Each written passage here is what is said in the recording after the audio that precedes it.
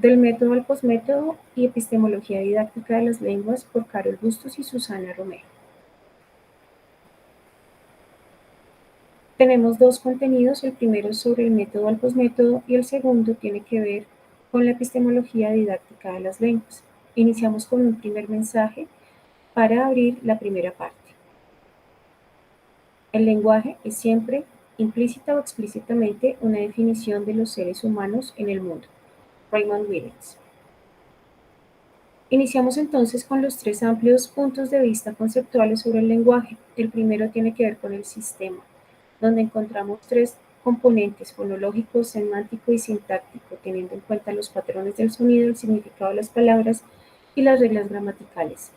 A su vez, tenemos también unos hechos fundamentales donde encontramos que a partir de un número infinito de oraciones podemos también crear oraciones que están con un número finito de reglas gramaticales. La capacidad para producir oraciones a pesar de la pobreza del estímulo. Tenemos la adquisición del lenguaje que se adquiere de manera rápida y la competencia lingüística, donde no incluye el uso real del lenguaje y también se discriminan oraciones bien formadas a partir de secuencias mal formadas. Continuamos entonces con el discurso, que es la segunda parte, el lenguaje hablado o escrito, donde tiene relaciones internas descriptibles tanto en su forma como en su significado.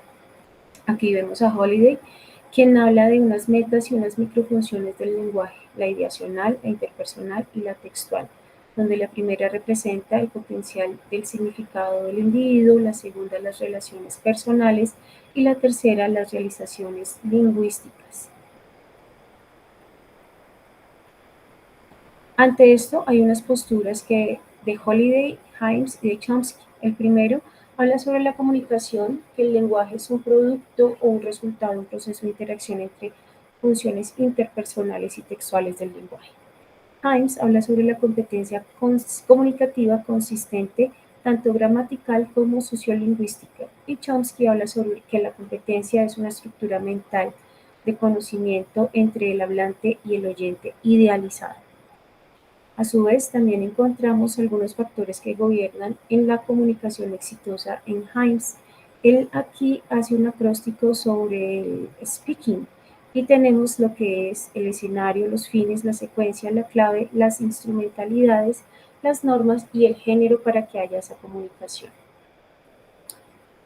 Continuamos entonces con algunas posturas de otros autores, Austin, Prokisti y Foucault.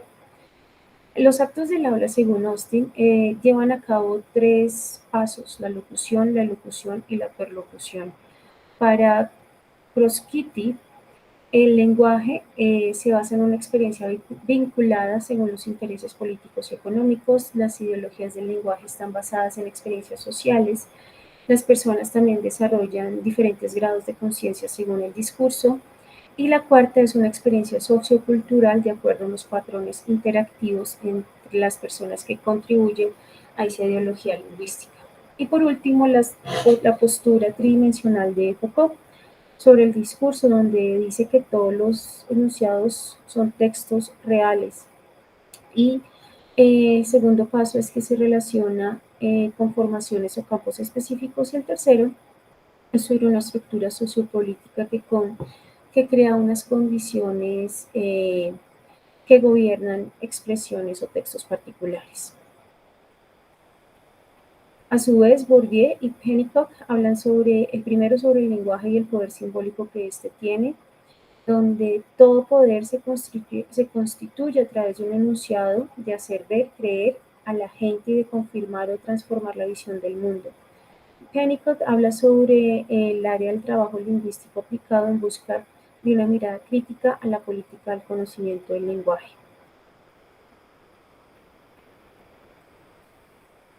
Encontramos los preceptos pedagógicos, donde Canale y Swain hablan sobre la gramática, cómo se aborda el sistema, el lenguaje como sistema, la sociolingüística, que tiene que ver con los propósitos y las interacciones y normas o convenciones.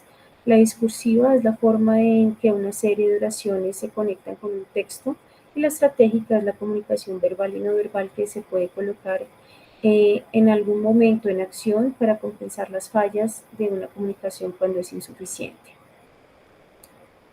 Hablamos ahora de la multicompetencia. Según Cook, el Estado está compuesto de una mente con dos gramáticas. Entonces hablamos del aprendiz, donde el conocimiento del usuario, el conocimiento del idioma del usuario de la segunda lengua es diferente al de la monolingüe, y este concepto de la competencia, ya sea mono o multilingüe, sigue siendo un rompecabezas envuelto en un misterio dentro de un enigma. Las áreas de conocimiento y de habilidad, según Anderson, tienen dos aspectos: el conocimiento declarativo y el conocimiento procedimental.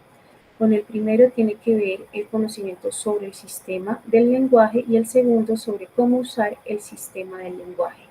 Sin embargo, aquí también tenemos en cuenta que un estudiante de idiomas desarrolla un conocimiento de conocimiento y un conocimiento de la habilidad, y estos dos están estrechamente relacionados en la adquisición de la segunda lengua. El término conocimiento, habilidad, en el idioma se utiliza para referirse al nivel de conocimientos generales del idioma que tiene un usuario competente del idioma o que el estudiante tiene frente a la búsqueda de esta adquisición. Y encontramos las dimensiones: conocimiento, habilidad lingüística y conocimiento, habilidad pragmática. En la primera tenemos que ver con la parte fonológica, morfológica, semántica y sintáctica de la lengua, y tiene que ver con el conocimiento implícito y explícito sobre las categorías gramaticales y semánticas. Y el segundo, la pragmática, es más sobre el uso de la lengua que se utiliza de manera coherente y apropiada según el contexto. Continuamos. Como conclusiones encontramos que, bueno, el lenguaje se enfoca en elementos fonológicos, semánticos y sintácticos del lenguaje, y el lenguaje está visto como un discurso coherente y cohesivo que une los elementos del lenguaje y las características dentro de un contexto comunicativo. A su vez, el lenguaje como ideología se ocupa principalmente de cuestiones sociales y políticas, así como el poder y la dominación que se impactan en estructuras.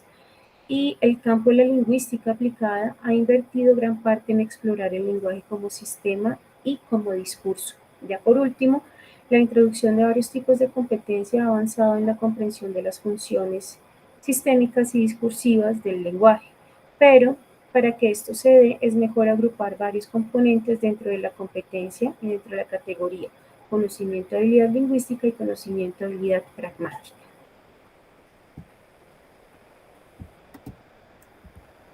Bueno, ahora seguimos con la epistemología didáctica de las lenguas. Bueno, dentro de eso tenemos la didáctica, naturaleza teórico-práctico fundamentado en la investigación. Dentro de la didáctica encontramos dos tipos de didáctica: didáctica general y didáctica especial. Dentro de la didáctica general, aplicación de los conocimientos, los procesos de enseñanza y aprendizaje de todas las asignaturas o materias. Dentro de la didáctica especial, métodos de aplicación de conocimientos a cada una de las disciplinas o artes humanas. La didáctica especial de las lenguas segundas o extranjeras, disciplina teórico-práctico, dentro de los cuales están relacionados con teorías. Estas teorías del lenguaje, aprendizaje, enseñanza y contexto. La elaboración de estas disciplina teórico-práctica, entonces métodos, técnicas y recursos didácticos para la enseñanza y aprendizaje de las lenguas. La epistemología. Entonces, es la ciencia que reflexiona críticamente sobre la naturaleza, los fundamentos, la validez y los límites del conocimiento científico que se ha producido en la didáctica de las lenguas segundas o extranjeras, así como también el origen, hipótesis, métodos de investigación, los resultados, los límites y valores de la didáctica de las lenguas segundas o extranjeras. Bueno, dentro del origen y la naturaleza, se adoptaron y aplicaron los conocimientos provenientes de la lingüística y la psicología hasta la década de 1960. Howat, en 1984, afirma que desde 1920 se inició un periodo de investigación denominado a Gran Bretaña enseñanza de la lengua inglesa en pronunciación, producción de textos, vocabulario y elaboración de diccionarios. Harold Palmer, en 1917, escribió un estudio científico de las lenguas titulado The Scientific Study and Teaching of the Languages. Por otro lado, el proyecto de Pensilvania Smith 1970, que experimentó y comparó los enfoques audiolingual y cognitivo en colegios de secundaria.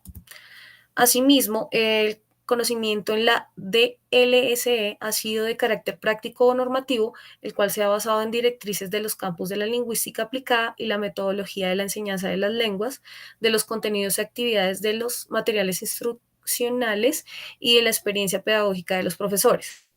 Lo anterior no ha dado respuesta definitiva para proporcionar una explicación convincente y válida sobre su objeto de estudio, tales como los procesos de aprendizaje y enseñanza de las lenguas, tanto en un contexto de segunda lengua como en una lengua extranjera. Bueno, tenemos los fundamentos. Entonces, su fundamentación teórica proviene de 4 pilares fundamentales. El primero, la lingüística como ciencia que explica científicamente el qué de la DLSE, el lenguaje y la lengua. El segundo, la psicología de la ciencia que explica la naturaleza de los sujetos de la DL, el aprendiz y el maestro. El tercero, la sociología como aquella ciencia que explica el comportamiento y la interacción de los grupos humanos con quien trabaja la DL, la sociedad. El cuarto, la pedagogía como disciplina que explica el fenómeno educativo. La DLSE no solo se ha preocupado por enseñar, sino que además ha tenido en cuenta el quién aprende, quién enseña, el cómo se aprende y cómo se enseña, y el dónde y cuándo se aprende y enseña. Dentro de los métodos de investigación de la didáctica tenemos dos. La DLSE ha asumido el enfoque cualitativo como base para las investigaciones. Asimismo, se ha usado la investigación holística, la cual hace uso de dos paradigmas con un carácter complementario y no de exclusión. Dentro de las teorías e hipótesis, la DLSE se convierte en una ciencia aplicada al principio multidisciplinaria y posteriormente interdisciplinaria. El centro de esta es la enseñanza, los métodos y el papel del profesor. La atención de la DLSE se dirigió hacia el estudiante como el centro del proceso de aprendizaje y enseñanza. Por otro lado, se aplicaron conocimientos sobre el aprendizaje provenientes de la psicolingüística y del campo de adquisición de una segunda lengua. 3 grandes concepciones de la enseñanza: concepciones basadas en la investigación y en la ciencia, concepciones basadas en principios filosóficos, concepciones basadas en el arte. La DLSE no cuenta con teorías completas sobre la enseñanza de las lenguas, pero se han propuesto algunos modelos conceptuales de enseñanza-aprendizaje que poseen una serie de factores internos y externos que lo constituyen y lo influyen, provenientes de los actores principales del salón de clase y del contexto sociocultural y educativo. Estructura de la DLSE como ciencia.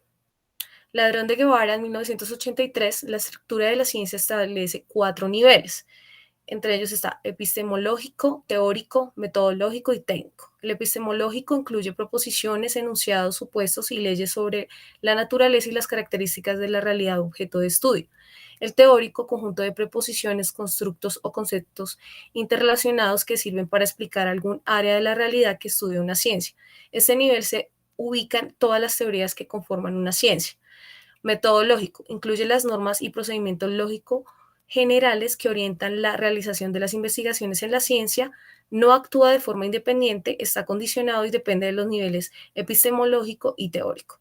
Por último, el técnico está conformado por las técnicas e instrumentos de investigación, sirven para observar, analizar y manipular la realidad adoptando las técnicas e instrumentos de investigación provenientes de otras disciplinas. Conclusión. La didáctica de las lenguas L2 y LE es una ciencia reciente. La epistemología de la didáctica de las lenguas es aún más joven. La necesidad de realizar un análisis evolutivo y crítico de la naturaleza y objeto de la metodología de la enseñanza de las lenguas segundas o extranjeras. Por otra parte, la necesidad de superar la multidisciplinariedad y la interdisciplinariedad para pasar a un estado de transdisciplinariedad, la cual implica la idea de trascendencia de las disciplinas. Para finalizar, nuestra opinión es: la epistemología de la didáctica de la lengua permite tener un amplio conocimiento del surgimiento de diversas teorías y métodos alrededor de la enseñanza y el aprendizaje de las lenguas, las cuales en su medida sirvieron para ser refutadas y modificadas, que aún siguen siendo objeto de estudio con el fin de mejorar estos procesos de enseñanza y aprendizaje a partir de la integración de varios factores que involucren el aprender una lengua, y que a su vez estos factores tengan un punto de unión entre ellos para poder llegar al objetivo planeado en la adquisición de habilidades relacionadas con una lengua específica. Gracias.